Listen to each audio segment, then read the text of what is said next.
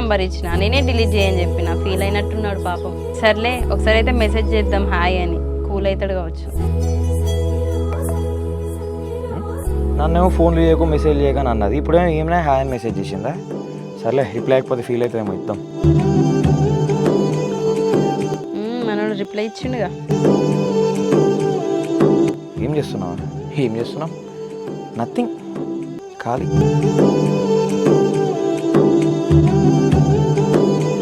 తిన్నా. మరి నువ్వు?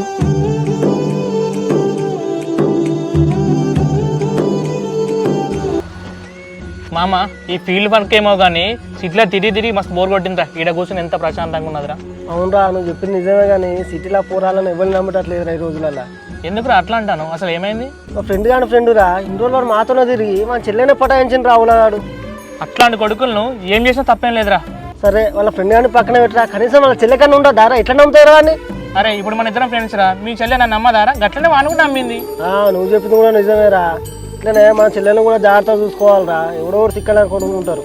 ఏ నా చెల్లె అట్లాంటిది కాదురా, నాకు చెప్పకుండా ఏం చేయదు. కార్తిక్ ఏం చేస్తాను? ఏం లేదు కదా, నేను ఫ్రెండ్తో చాటింగ్ చేస్తున్నా. అన్న వెళ్ళిండా? వెళ్ళిండు కార్తిక్. ఎందుకు? అన్నతో ఏమన్నా పనా? అట్లేం లేవానే, నార్మల్గా అడిగినా. ఓకే కార్తిక్, రేపు పాపకి 1.5 years ఇంజెక్షన్ వేయించాలి, హాస్పిటల్కి వెళ్ళాలి. ఒక ఆటో మాట్లాడతావా? ఆటో మాట్లాడడం ఎందుకు వదినే, నా బండి ఉన్నది కదా. రేపు ఇద్దరం బండి మీద వెళ్ళి పాపకి ఇంజక్షన్ ఇప్పించుకొని వద్దాం. మీకు కాలేజ్ ఉంటుంది కదా కార్తిక్, మరి ఏం కాదా కాలేజ్కి వెళ్ళకుంటే? ఫైనల్ ఇయరే కదా వదినే, మొత్తం ప్రాజెక్టుల వరకే ఉంటాయి, క్లాస్ ఉండవు ఏముండవు. నేను మెల్లగా ఆఫ్టర్నూన్ వరకు వెళ్తాను.